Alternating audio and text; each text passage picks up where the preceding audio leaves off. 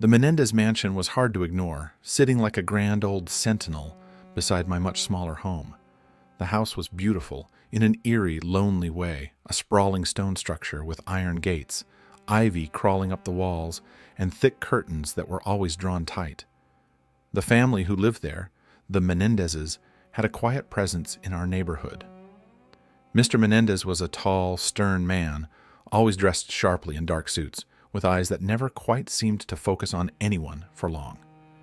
Mrs. Menendez was graceful, almost too quiet, her movements always slow, deliberate, as though she were constantly holding herself back. Their two sons were a mystery as well.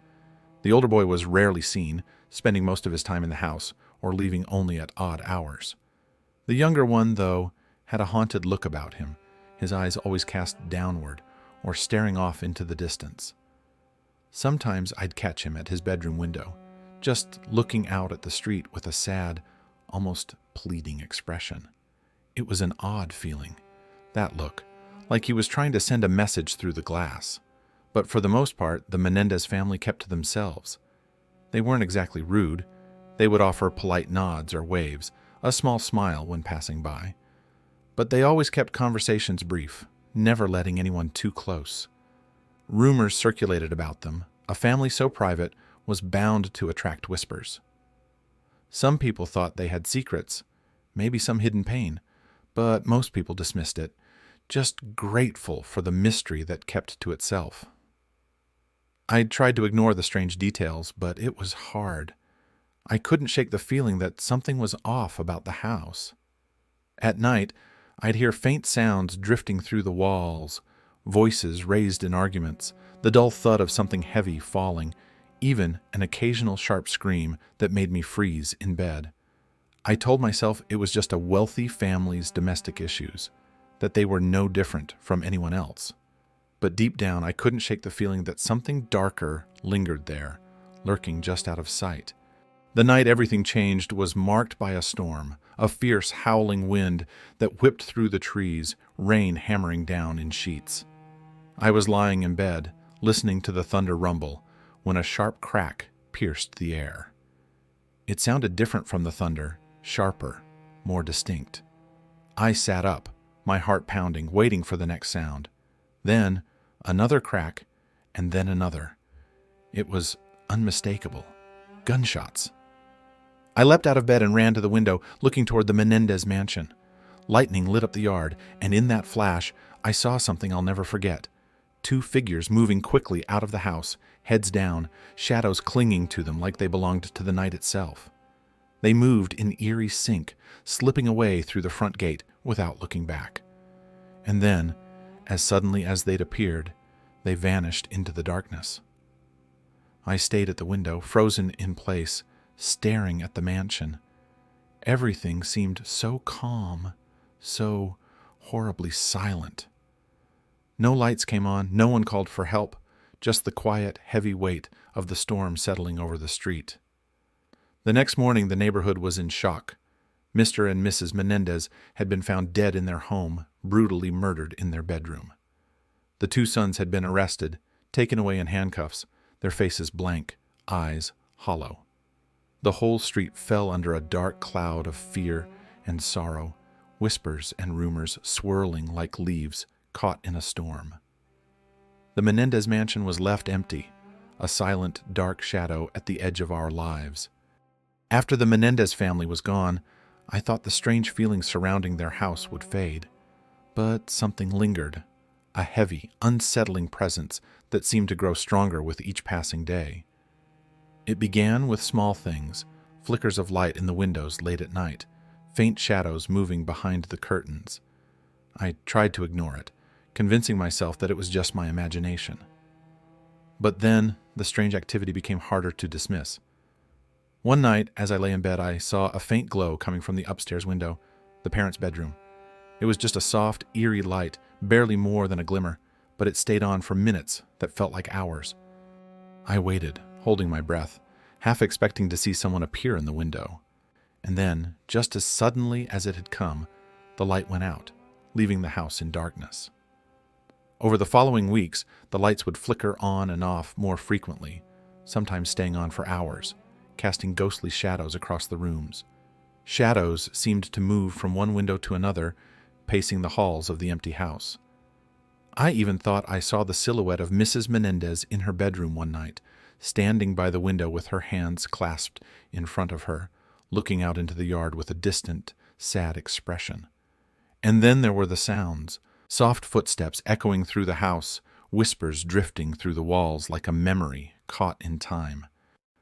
I'd hear the faint hum of voices, too quiet to make out, like a conversation that had been left unfinished. And sometimes, just before dawn, I'd hear a low, sorrowful wail, a sound so filled with grief it made my skin crawl.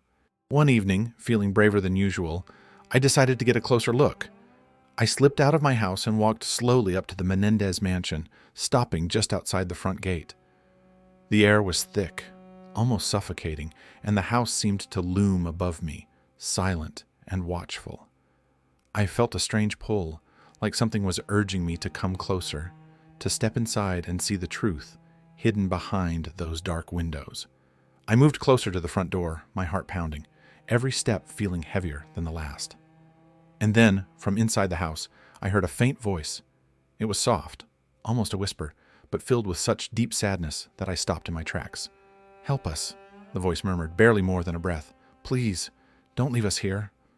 I froze, every instinct telling me to turn and run, but the voice was so filled with despair, so filled with longing, that I couldn't move. I felt like I was intruding on something private, something fragile and broken. I backed away slowly, my eyes still fixed on the dark windows, and made my way back to my house. One night, a few weeks later, I woke up suddenly, a strange feeling pulling me from sleep. I felt compelled to go to the window, and when I looked out, I saw a light flickering in the parents' bedroom. The light glowed softly, casting long shadows that stretched across the walls.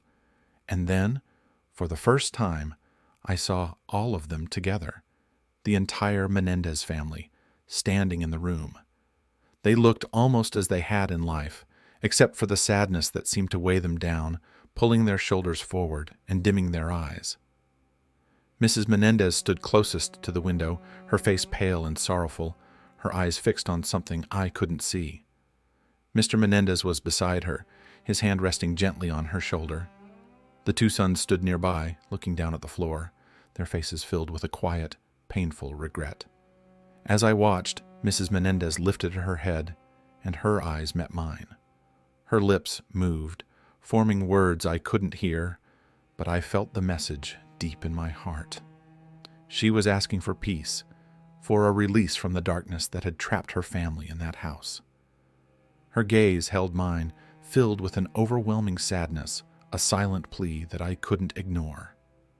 And then a shadow moved behind her, a dark, shapeless figure that seemed to grow, filling the room with a suffocating presence. The family's faces twisted in fear, and they huddled closer together, shielding one another from the darkness that loomed over them. In that moment, I understood that whatever had haunted the Menendez family in life had followed them into death, trapping them in a never-ending cycle of sorrow. I turned away, unable to bear the sight. When I looked back, the light in the room had gone out, and the family was gone. The next day, I went to the local church and spoke to a priest about what I'd seen. He listened quietly, his face growing paler with each word.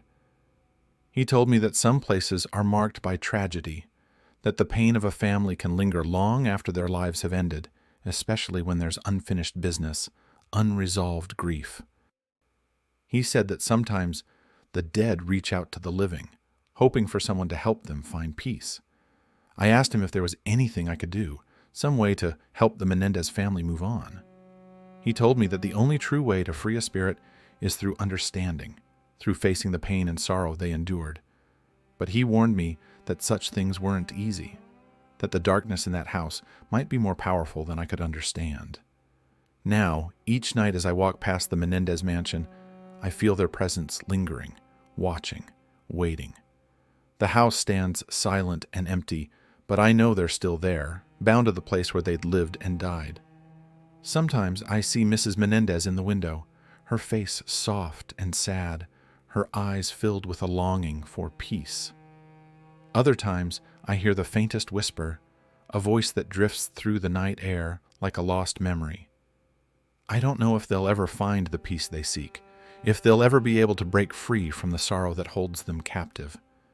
But I find myself hoping, each time I look at the house, that one day they'll find a way to rest, to leave the darkness behind. The house next door may stand forever, haunted by memories and shadows. But each night as I pass by, I think of the family trapped within its walls, the silent pleas that linger in the air. And I hope, for their sake, that someday they'll finally be free.